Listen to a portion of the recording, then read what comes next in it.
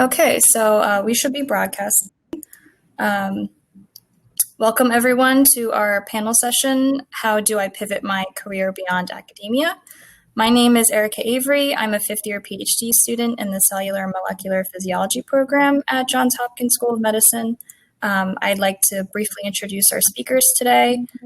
Dr. Ethel Rubin, she's a matchmaker of science and capital. She's the president of Life Sciences Business Development Advisory Firm, Innovative Biostrategies, LLC, and a venture partner at various funds. She has her PhD in biochemistry and biophysics and subsequently was a research fellow at JHU. Dr. Isabel Romero Calvo. She is a scientific illustrator and animator, founder and creative director of Morphology, a biomedical communication company integrating visual and written expertise. She has her PhD in biochemistry. And lastly, we have Dr. Marco Boggero. He is an expert on politics of Earth's climate. He focuses on climate change and political economy development at the World Bank, including climate adaptation and resilience, and most recently, pandemic risk and sustainability. He is a JHU alum, and his PhD is in international economics and international relations. So welcome back.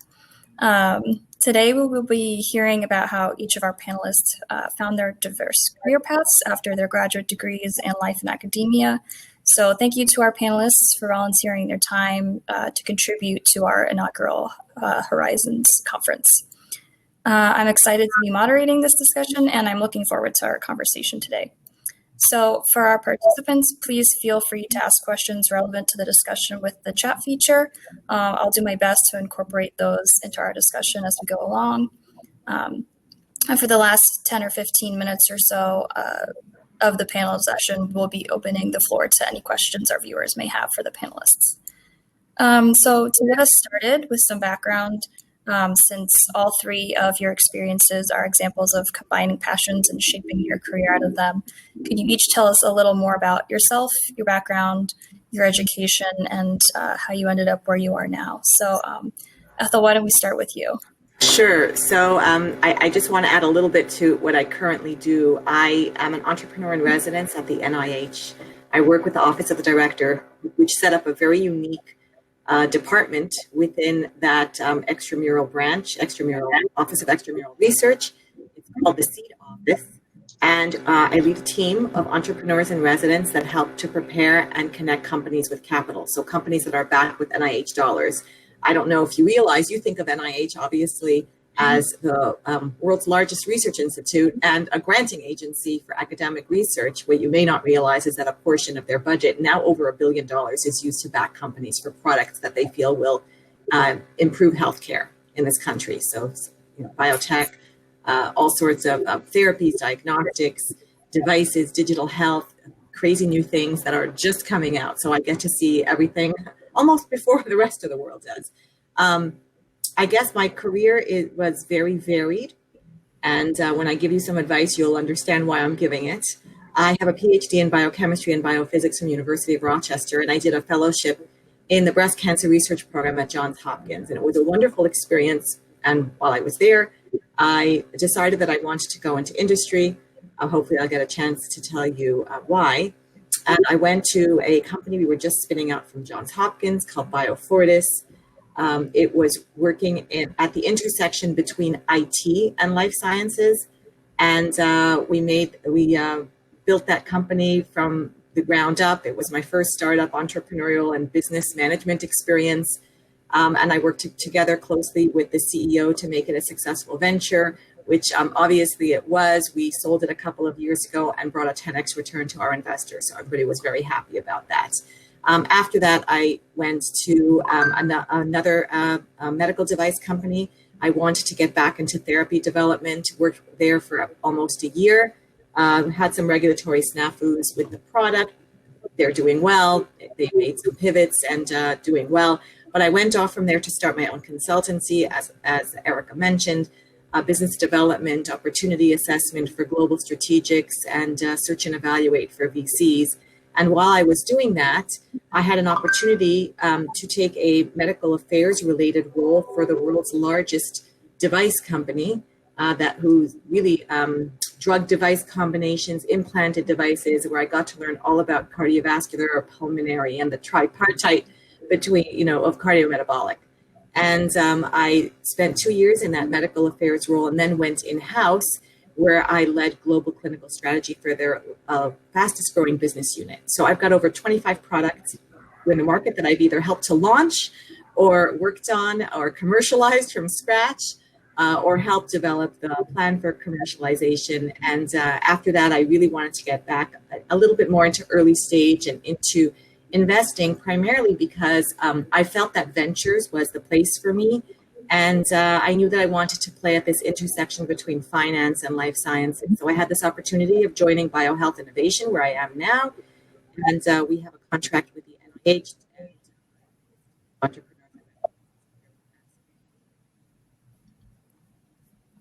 Awesome.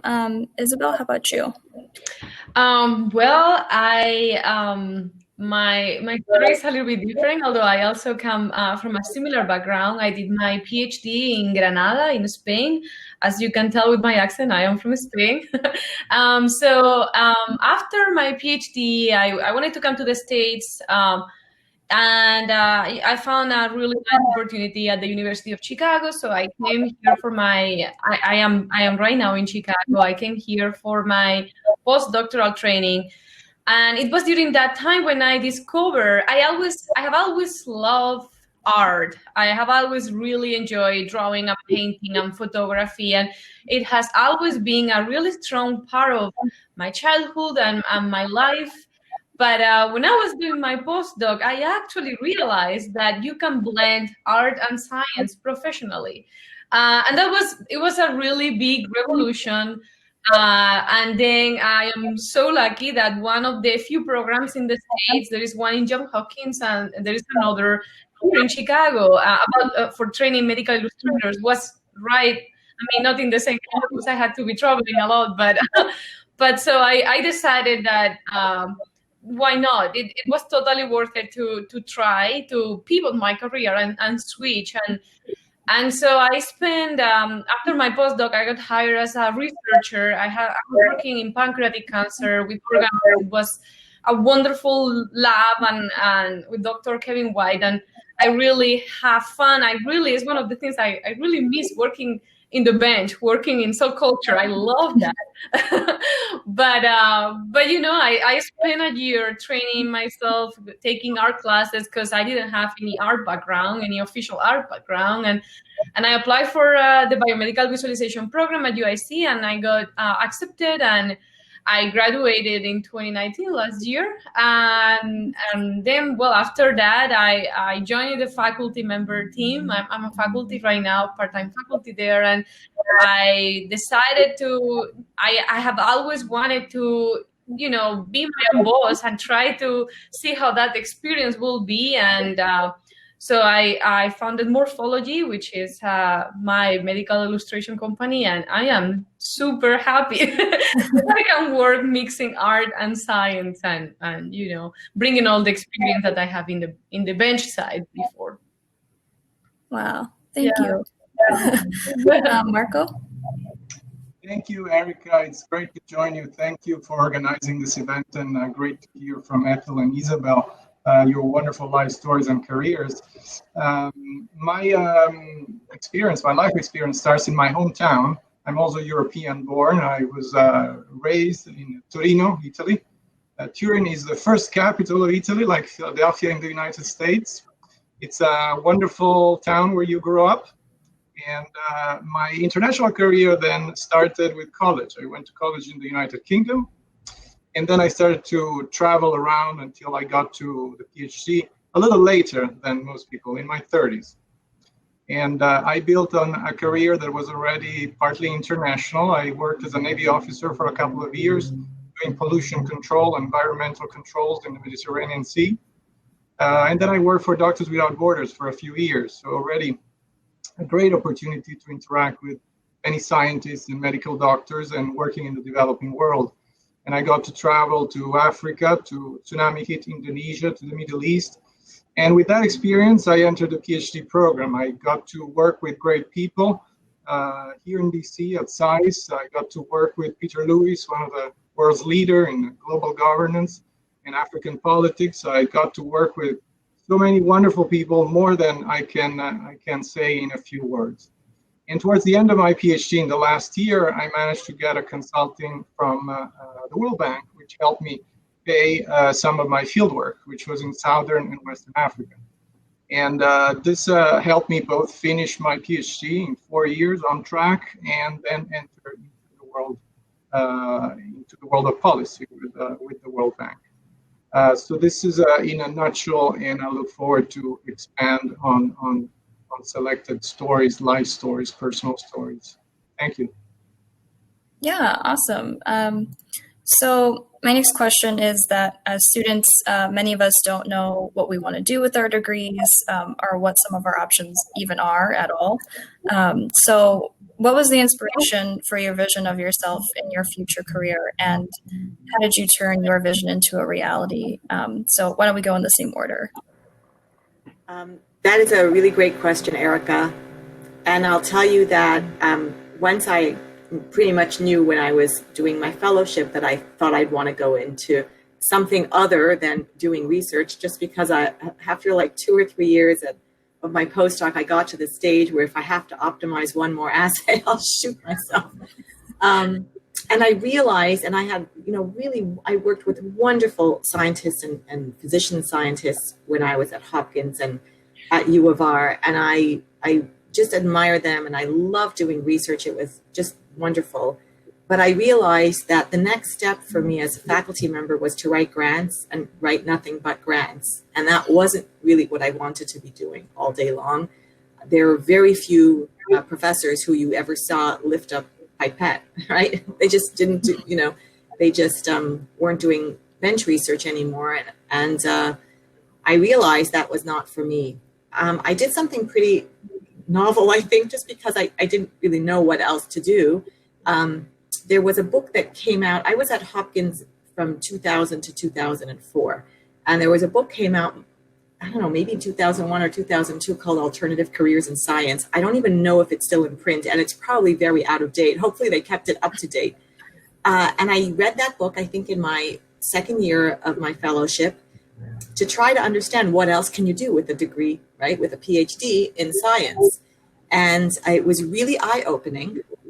And because of that, one of the things that I took from it was that I should use my alumni network at Hopkins to try to find people who do work in alternative careers.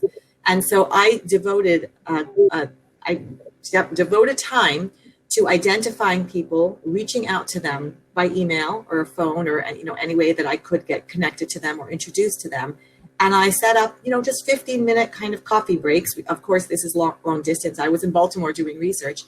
And just to understand, anyone who is in the DC area, definitely we could meet for coffee. But otherwise, it was a 15-minute, 20-minute phone call. I never took up too much of their time. And I came prepared with 10 questions. There was another great book called Interviews for Dummies. Again, it's one of those black and yellow books. I don't think that's in print either. And in the first 3 chapters, it talked all about informational interviews and being prepared with 10 questions that you literally could do over a 15-minute coffee. And that's what I did in that year. And I started to figure out that there was life after the bench, and there were other things to do besides for being an academic. And what drew me to Hopkins in the first place was translational research, where you got to work with physicians to do the kinds of research that addressed real clinical issues or patient issues. So I knew that I needed to be doing something applied, developing a therapy, working on a product, helping a company to develop, grow, start, whatever. So I pretty much knew that I was going to go off and do something like that. And my first opportunity came with a spin-out company, which just coincidentally was a spin-out from Hopkins that we did a tech transfer for and went on to build. So I hope that answers the question. But it was eye-opening to really take a look around and realize what comes next. And at the time, in the early 2000s, the early aughts, there really were not a lot of examples of other people doing this. In fact, if anybody from my days is still around, at the last presentation I gave before moving on to BioFortis, I had presented some really fantastic data on, I helped identify why developmental genes get re-expressed in adult tumors, right? It was really breakthrough research at the time. And I remember when I announced this will be the last time I'm presenting to our Lunch and Learn, our cancer research group, because I was in the industry, there was a gasp in the room. It was not common to go over to the dark side, and it was certainly not common to go off, except unless you were being recruited by a pharma company. It was just not common. There were not a lot of examples. But during that year, I met people who became patent agents and patent attorneys. I met people who were running analytical labs in pharma. I met a venture capitalist. I started to see that there were other ways to utilize a PhD and our scientific background. And today it's true more than ever, but in those days, not so common. Awesome. Isabel. Yes. Well, for me, as I said before, I have always really enjoyed art, paint, using watercolors. I think one of my first presents when I was a child was a little watercolor set, and that really makes me love painting since I was really little.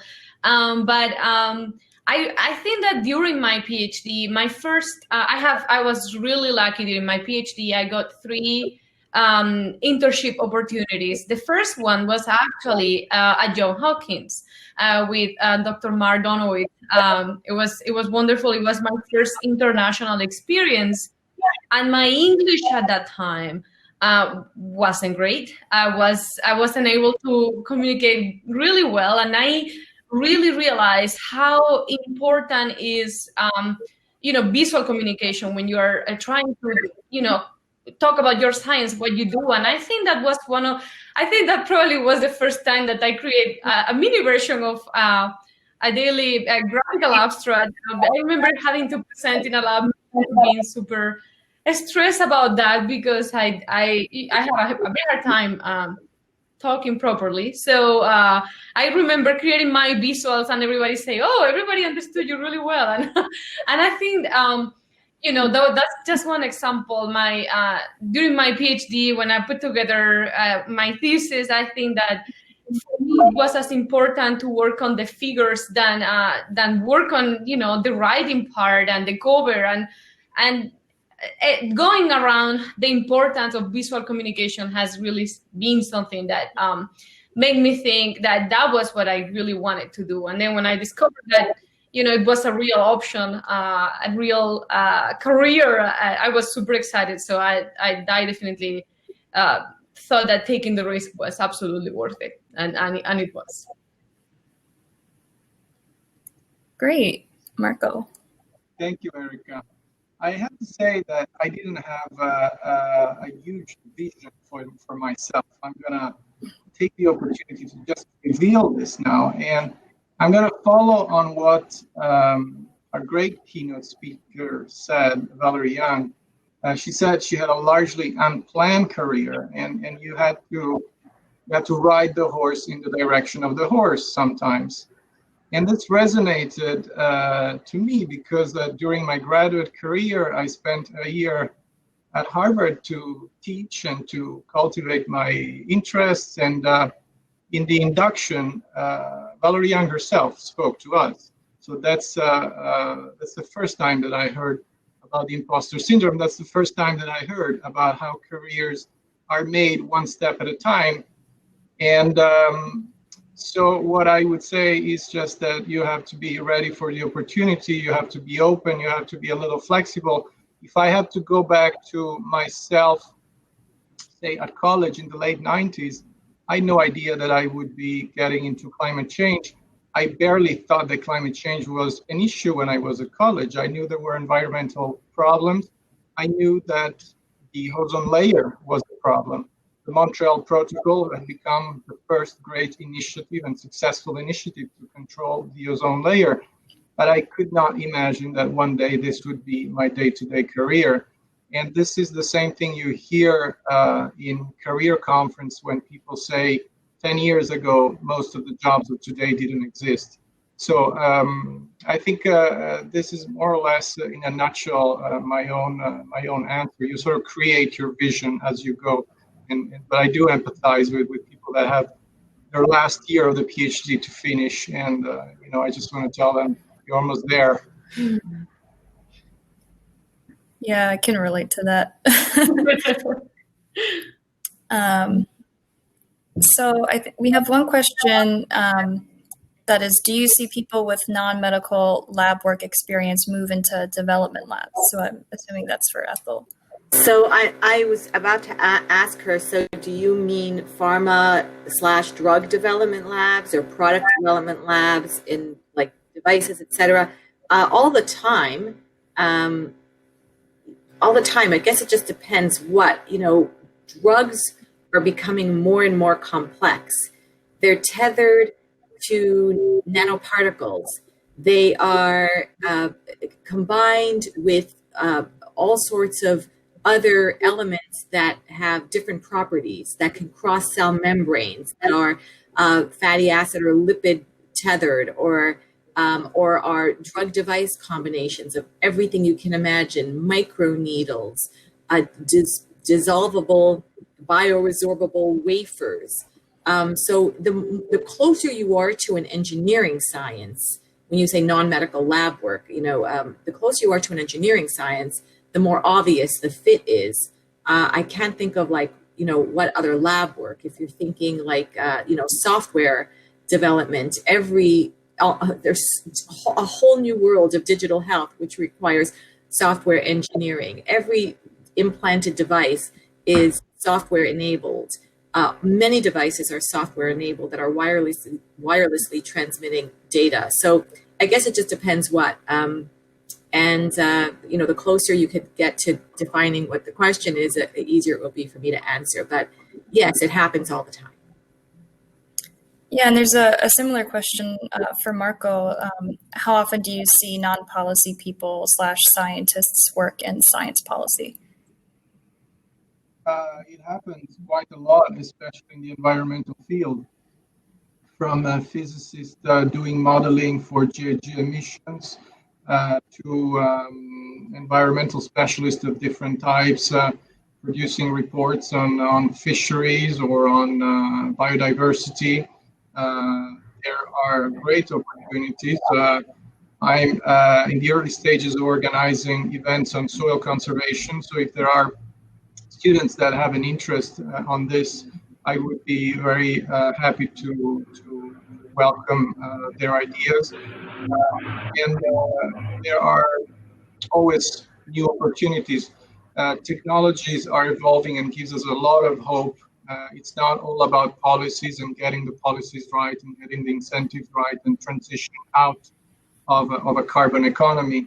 A single innovation can be incredibly important. And I have several examples. I don't know how much time I have, but this is in a nutshell my answer, Erica. Yeah, I think that's good. So the next question I was going to ask was for Dr. Rubin. Many PhD students might not know much about the business side of things in their fields. So can you tell us just maybe what the day-to-day is like for someone in your line of work? So in my line of work, again, I prepare and I connect companies with capital, primarily private capital. So private equity, venture, angel investment. That's what I do. But in order to do that, I don't put companies in front of investors until they're quite ready. So it's a lot of strategy. I do strategy development, help companies develop their strategy, position their assets, learn how to talk to investors. I make sure their pro formas make sense, their financial plan makes sense, their product development plan makes sense, what they're raising money for, and their budget makes sense. A lot of it is just making sure the companies are appropriately prepared for investor discussions. But I think the question is more along the line of maybe how do you learn this?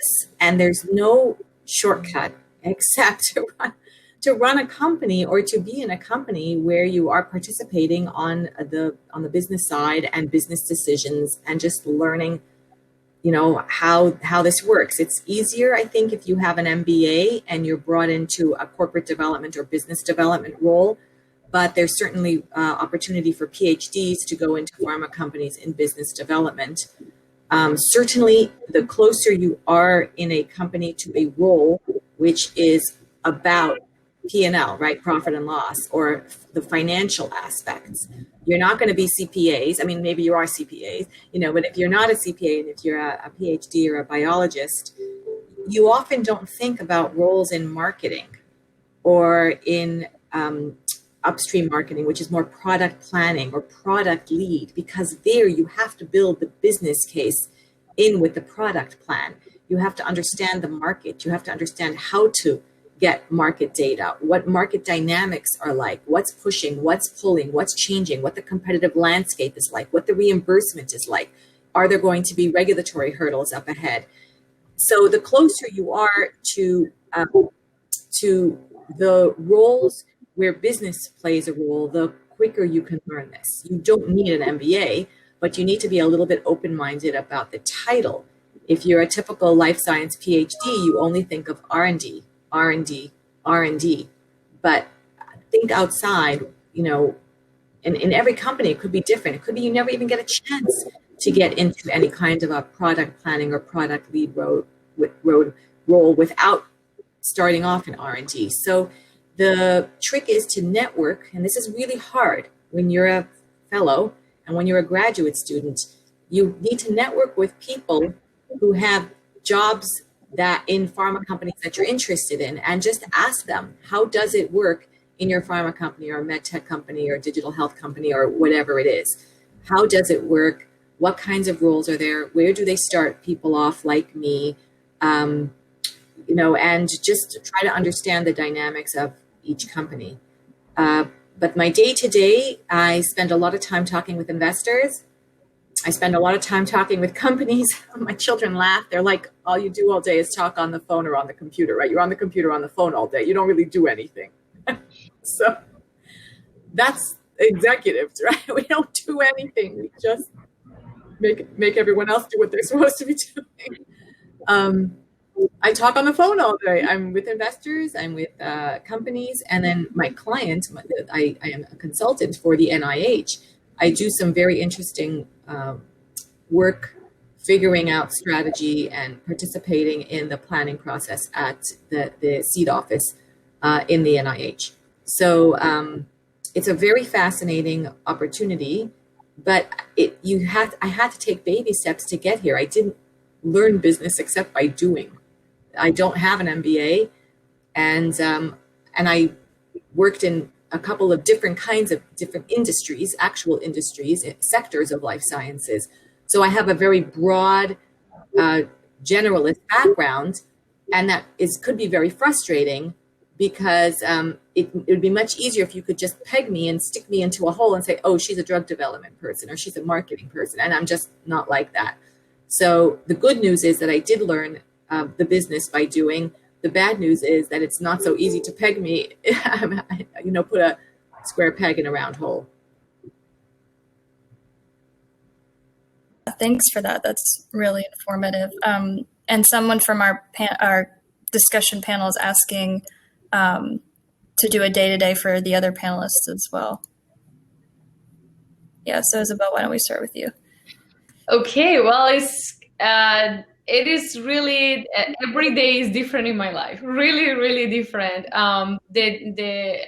There's not a routine, and that's one of the things that I really love of this type of work that I do, because, as a creative director of morphology, I have to, we are a small company, so there's a lot to do just from my end. I have to take care of, the administration side, and then, talking to different clients, making budget, making letter of agreements, making, going over copyright laws. And and then creating the work, and then going over different rounds of revisions, and it's walking through all that process. And then the type of work that we have is really different. I work a lot with clinicians and researchers in making figures and making animations, but at the same time, I'm making journal covers. I'm, for example, working on a book right now, illustrating the book. So there's a lot of different type of jobs within one day, and that's just half of my life. The other half, as I said before, I'm a faculty at UIC at the Biomedical Visualization Master Program, and I teach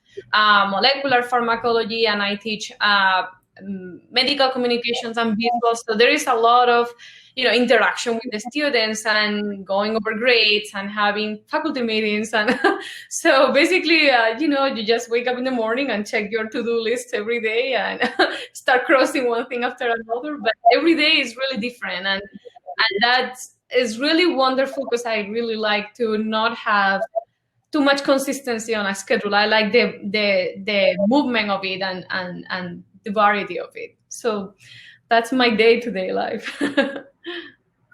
Someone's asking, how do you balance being a faculty member and having a foot in industry? Great question. Yeah, it's I don't have a magic answer for that. It's something that you just learn over time, and I try to fix on my calendar blocks of time. This is for my teaching side. This is for my company side. But it's the good thing is it's very interactive, one into each other. What I keep learning so much just teaching to my students, so I can bring completely that into my daily work. And then the other way around, every experience with clients is something that it makes better the field and the market and how everything works. So I can put that back into my students and share with them my experiences. So there is not a perfect situation or a magic answer for it, but as I said before, I got my paper calendar where I have my to-do list every day. I love working with paper still, and that's how I do it. Awesome. And Marco, what's your day-to-day?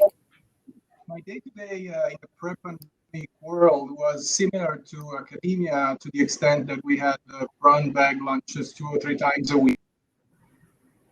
We read and we write and we argue. We peer review other people's work, or we get peer reviewed ourselves, which is good and bad. Sometimes work proceeds, sometimes it doesn't.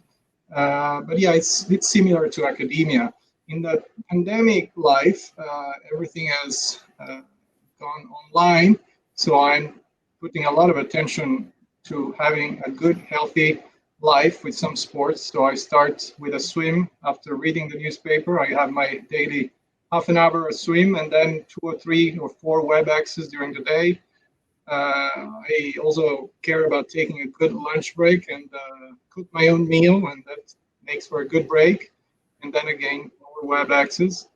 I do miss my colleagues in real life, and I look forward to seeing them again and to actually come in person to Baltimore at one of your future conferences. Very cool. So some of the questions people are asking are similar to mine, so I'm going to try to blend them a little bit. So I was going to ask, how have your extracurriculars, volunteering, internships during your time in academia helped in the steps to pivot your career and adapt to your new lifestyle? And some people are asking, did you do a postdoc? Would you recommend a postdoc? Would you recommend staying in academia a little bit before pivoting? Things like that. So why don't we start with Ethel again? Yeah, why don't I just give a start? So that's a good question, postdoc versus no postdoc. I guess it depends on the role. And the reality is that you're very lucky if you can get a job straight out of PhD. It depends what you're going into. So if you ended up in like a regulatory or clinical development, do you need a postdoc? No, not really. But then you've got to figure out a way to get a job straight out of your PhD and apply for the kinds of things or network for the kinds of things that you can do without a postdoc. If you're going for an R&D product development type of role, then probably a postdoc will help you. I think the most important thing is no matter what you are doing is to network your little head off. Again, I know that's hard because your time is completely devoted to the lab and you barely have time to take a shower and eat your meal. But yeah, but just keep your eyes open for, what can I do? What are the functional roles in the sectors that I'm interested in? Biotech, pharma, medical devices, digital health, diagnostics.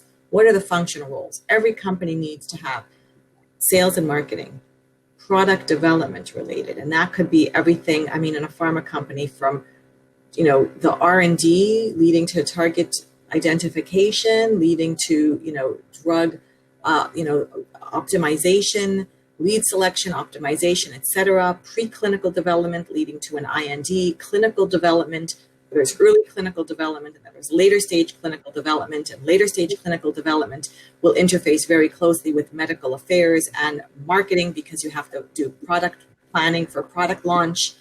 You need to have regulatory, you need to have reimbursement, market access, reimbursement. So if you're going into some of those other like ancillary areas, is a postdoc necessary? No, not really. But again, you have to make a beeline for whatever it is that you're interested in. You can have a wonderful career in regulatory. You could have a wonderful career in reimbursement, a wonderful career in marketing. But I guess I would say it's probably not on your radar if you're doing a PhD. It may not be, quote unquote, a respected role. Like I did a PhD and I ended up in marketing, or I did a PhD and I ended up in product launch, or I ended up in regulatory. And, you have to get out of that mindset. It's not imposter syndrome. It's a different kind of, maybe it's called an ivory tower syndrome. You got to get out of that. What was the second part of the question besides do you need a postdoc? So like how have any internships, volunteering, extracurriculars that you did in academia and your PhD helped pivot? So my extracurricular activities when I was a graduate student and a PhD didn't exist. I was a mother with young children, and my life revolved around research in the lab, home for dinner, bath, and bedtime. Homework, dinner, bath, and bedtime. That was life. And a lot of people said, "Oh, that's not good. You're not going to do this. You're not participating in these other things." I would say that in those days, it wasn't even encouraged to go out and do an internship. I could just imagine that back in 1998 or 2002, if I would have come to the PI of my lab, my mentor, not that I'm saying anything against them, I'm sure we could have worked something out because they're great people. But if I would have come and said, "Oh, I'm going off for 6 months to Bristol Myers," or "I'm going off for 3 months to Pfizer," first of all, it wasn't practical. I had a family that had to come with me, number one. And number two, I think they would have been like, "What do you mean? You're funded with a grant to do research here. So if you are not lucky enough to be in a university which is open-minded and a PI who is supportive, the onus is on you, number one, to find those opportunities, and number two, to make a case to your mentor or your PI why you're going to come back better and stronger, and it's not going to set your research back, or that this is a great place in your research where you're going to take a 6-week break or a 3-month break and go do an internship. I didn't get those opportunities. They were almost non-existent. They were hard to find. They certainly were not encouraged. I did other things. In my lab, I saw that there were things that were disorganized just because nobody took the leadership of it, and no one thought to take the leadership of it. So I took the leadership of 2 or 3 administrative duties in my lab. And they could be very small things, like you could be the person deciding that you're in charge of the antibody inventory. I mean, it sounds crazy, but if we're all ordering, rabbit anti-human or, human whatever it is, rabbit anti-human or rabbit anti-goat or whatever it is, and there's 15 half open vials, then, that's an opportunity for you to step up. If you see that we had weekly lab meetings, and if you see that they don't follow any kinds of coherent order or that you're not taking care of business, you can gently step up to the plate, and your PI ought to appreciate you stepping up to the plate to organize what the best use of that, hour or 2 hours a week for your lab is, and take the leadership of that. That's something else that I did. So you have plenty of opportunity, even within the university. I actually sought out collaborations. I became very well known for certain things. I could work both on the protein side and the DNA side. And even though today you'd be looking at me saying, what the heck, everyone does that. in those days, you were either a proteomic person or you were a genomic person. And I came in with a protein background into a highly molecular genetic department. And I brought certain know-how there. So I was a great collaborator. And I sought out collaborations because, I would see these projects and I'd be like, I can do that for you. Just put up your hand, even within your own division and department, and then put on your resume, translate that on your resume as an administrative, managerial type of role. You stepped up to the plate and you took the leadership and took the bull by the horns. And if you've got that personality, to do it, it will, it'll be clear in everything else that you're going to do. And, the fact that, look, I stepped up to the plate and I did it. And if you don't have like a very bold personality, just think you're helping research, right? You're helping everything to become more efficient. It's not like I'm taking control of something. I'm wresting something away from the PI. I'm sticking my nose in where I'm not wanted. Don't think of it like that. Just think of I'm helping people because I have know-how that's useful to somebody else. Good advice. Isabel, how about you?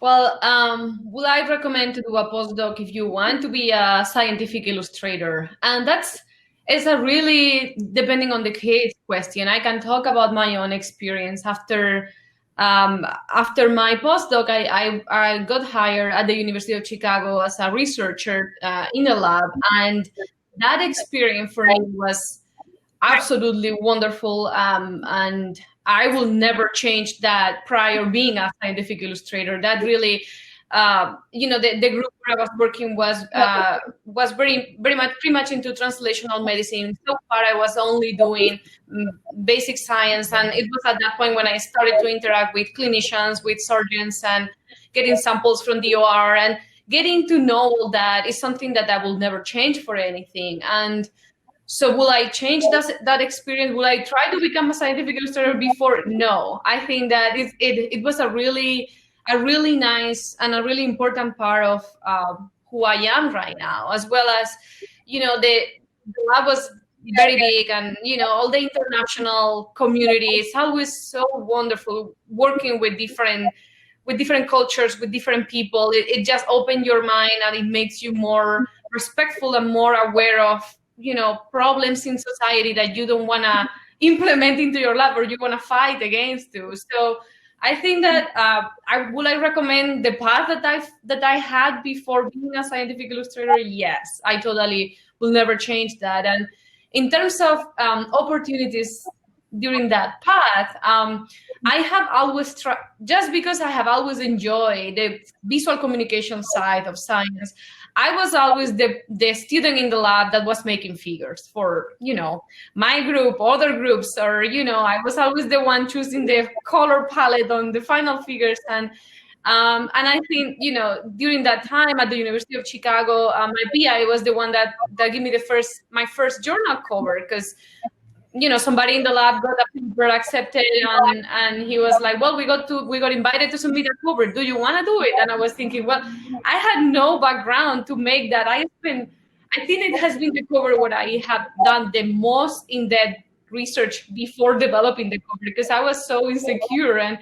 But at the same time, that was a great opportunity to start, it was part of my portfolio when I applied to the UIC program.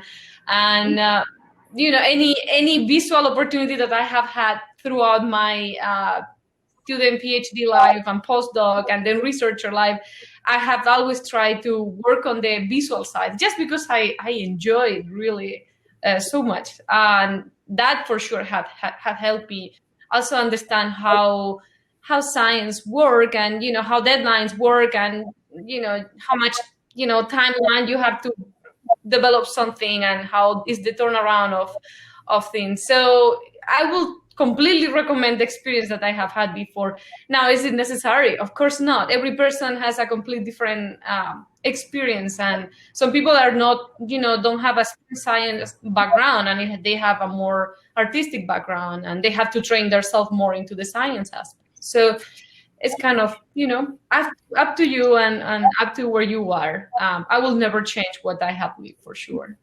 Oh, that's awesome. And Marco, as our member of the panel who's not in the life sciences, what have some of your extracurriculars, time in academia, helped you pivot? Thank you, Erica. I don't have a postdoc experience, but I have an internship experience that was useful to me. Straight after college, I spent a couple of months in Berlin, Germany, at an organization called Transparency International. And that was interesting, not just to live in Berlin a few years after the reunification, but also because I got to know very well the founder of this organization, an organization that grew. It became a real important organization in the field of anti-corruption and monitoring. And eventually, years later, a decade later, I crossed paths several times with the founder. And it turns out he had left the World Bank to start this organization. So this was a perspective that I had not quite fully realized when I was working with him. We ended up organizing events together, and it was very useful to remain in touch. And that's just the moral of the story for me. What Farouk said at the beginning of this conference, it's all about the team. It's all about finding people to help you, because you go a lot farther that way. And someone is also asking you if you have recommendations for how people in the physical science PhDs could successfully transition into policy careers. So I think we have some people in STEM interested in science policy. There's a wonderful policy fellowship. Marco, I don't know if in your region there is, but there is a science policy fellowship. There's AAAS fellows. There's other science policy fellowships that you can get right after your PhD or postdoc. Marco, I don't know if you have those in your sector as well. Definitely, a lot of my colleagues from the PhD went into the Woodrow Wilson Fellowship, which is also very well funded, gives an office in DC. The World Bank also has programs, and in the climate change era, you want to look at metrics, you want to look at GHG emissions, you want to look at the evolutions of priced carbon, and there are a lot of new organizations working in this area. So if you want to connect with me, I'd be very happy to point you in the right direction. That's awesome. So I'm going to kind of combine some of these questions here. Some people are asking, how did you have the confidence to steer away from the more traditional kind of career path? So that's one. And then someone is talking about how when you apply for a job, they tell you to kind of apply for job descriptions maybe that you don't totally reach, or maybe you're not the ideal candidate. So do you have any advice for how to know whether a position is too far outside of what you're qualified for? How about we divide and conquer? I'll take the last question, and then you two take the first question about finding the courage, because I did post a little comment there. But in terms of, so that's an HR related question.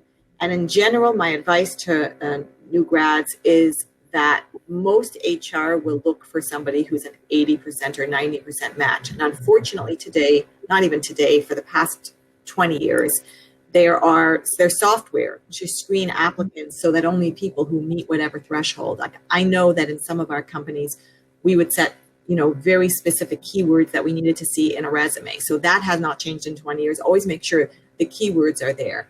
That helps you get through the software screening process.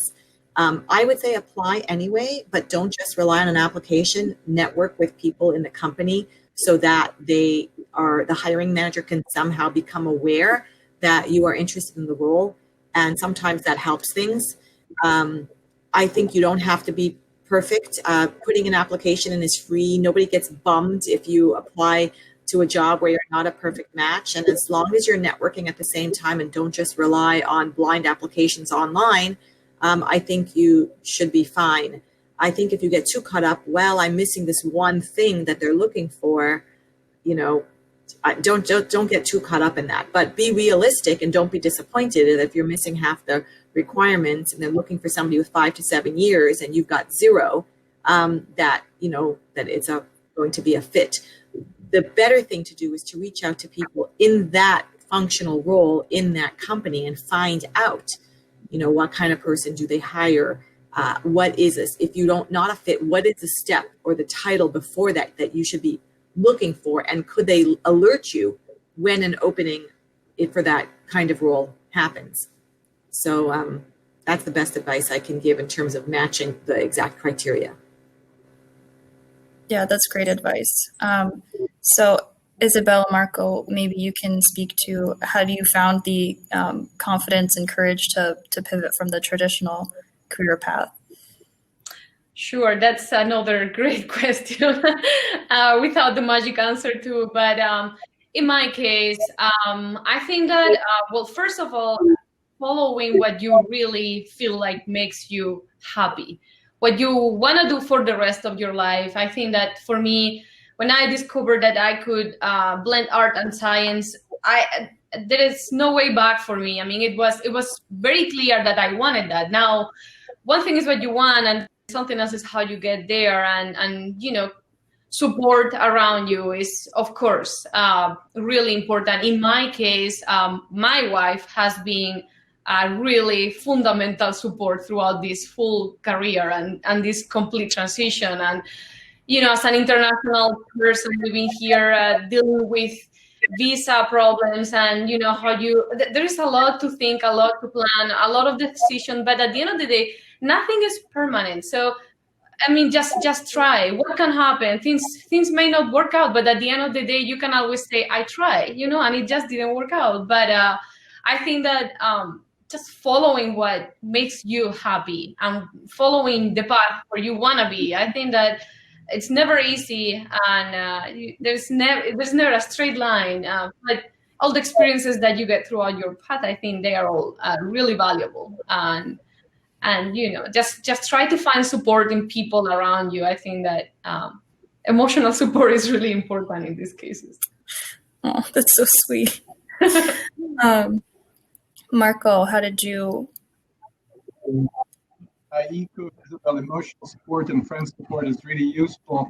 On my last year of the PhD, when I had this first gig at the World Bank, they wanted me to go and complete a data project in Western Africa, in Sierra Leone, and during the Ebola pandemic of 2014. And so I accepted immediately. And then I thought, I actually really don't want to go. So what am I going to do? I mean, this is probably where the question is coming from. Whoever has asked the question maybe already has a job offer and wondering, oh gosh, am I going to do it? Am I going to be able to do it?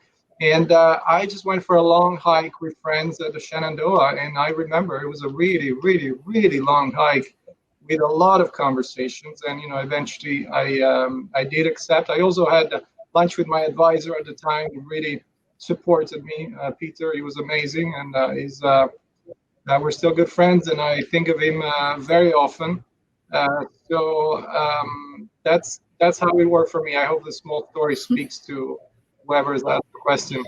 Yeah, I think that's great. I think one quick question I had, and it looks like some people were wondering too, maybe what some of the skill sets or lessons from grad school have been to be able to transfer them into your careers. So why don't we start with Ethel again? So skills that I learned in grad school that are useful in my career. We are super multitaskers. We never trust anyone if we haven't done the research ourselves, right? You're always validating and verifying. I don't know where I would be today without that. So many suppositions that I've had to burst the bubble on. I could not do what I'm doing at the breadth that I'm doing and the depth that I'm doing without having a really good understanding of science and biochemistry and molecular mechanisms and pathways. I mean, I speak the speak, I walk the walk, I talk the talk. I can be plugged in at any point into any company and pick it up from there. When I went into Medtronic, so it was very interesting. If you think about implanted devices, let's say for cardiac arrhythmias, ICDs, right? Implanted ICDs or implanted pacemakers. They sound like the most boring things on earth. And really, what do?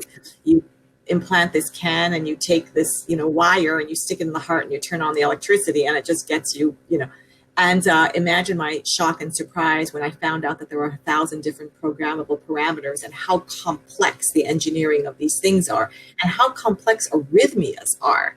When you think about the heart, there's plumbing and there's electricity. And unless you're actually a cardiac researcher, like who cares about the electricity? We all know about the plumbing.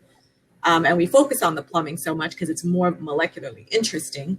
And that's what we learn. Imagine my shock and surprise when I had to learn all about arrhythmias and the electronics of the heart. And what would I have done without having done physics too, right? To understand all of that. I work with various kinds of experts, all sorts of engineers, and I'm not an engineer myself. So I wouldn't be able to talk with them and understand what they're doing and all about the product and the product development and the strategy for the product and the features of the product or anything if I didn't have my scientific background. But in terms of what you actually learn in graduate school, it's multitasking, it's managing your time, it's being very smart about where to hedge your bets, right? You have to do a lot of risk assessment when you're not only planning your experiments, but deciding what experiments to do and what avenue to take. It can't always be a hunch. It has to be an educated hunch. And it's the same thing in business. You're taking an educated hunch. I think the closer you are to managing your budget, if you're a graduate student, you should find out, well, what is my budget for supplies and materials and mouse colonies or, whatever it is that you're doing, and start tracking yourself. And then you can add, budget management to your resume. I think the other thing that is very useful in graduate school and your graduate work is knowing how to meet people and talk to people and finding a common denominator. So you are not just limited to your department. You're meeting graduate students, hopefully from all over, because you're in a building and lots of different graduate students work in your research building. And you can and should be talking to absolutely everybody, from the students that are in some other department or division who are working in the lab next door, to the postdoc who is about to leave for their first industry job. Now you have an industry connection, to the salespeople who are coming in to sell you whatever next new filtration device Millipore comes out with, and you learning how to talk to all sorts of people and finding areas of common interest and the right kinds of questions to ask. That's going to help you your entire career. In my life, all I do is ask questions. I don't have any answers. But asking the right kinds of questions and asking questions helps you to figure out, what those answers might be, or at least take a bet, take an educated risk in a certain direction, in one direction versus another. That's incredibly useful. And just the way, this skill of not being analytical, but how to build insight from analysis. I don't even know if any psychologists study what the building of insight requires. But hopefully in a good graduate program, this is what you're learning. You're building insight. You're not just absorbing knowledge. That way you can answer questions of, should we take this risk versus that risk, and how to problem solve. That's a skill that stays with you for life. I don't care what your role is going to be. I don't care if you're going to be in marketing or in market access. I don't care if you're going to be engineering, product development. I don't care if you're going to be in physician education and training, or be a monitor clinical development. Problem solving is part of every job. So you are expert problem solvers. And for the ones who are thinking about, how do I take this knowledge and turn it into insight and wisdom, I think that will help to no matter where you go. That's great. And with our last minute here, just to wrap up, maybe we can hear from Marco as our non-life sciences panelist, maybe some of the skills that he was able to transfer. Yeah, I think I really agree with a lot of what Ethel has just said. For me, it has been important to write good emails, because very often you need to introduce yourself or follow up to an introduction in person. write them well, save them in your draft, and then go back to it the following day. That for me is very useful. And if people introduce themselves on LinkedIn, add one line of introduction. What is your motivation? Why? And what you want to do.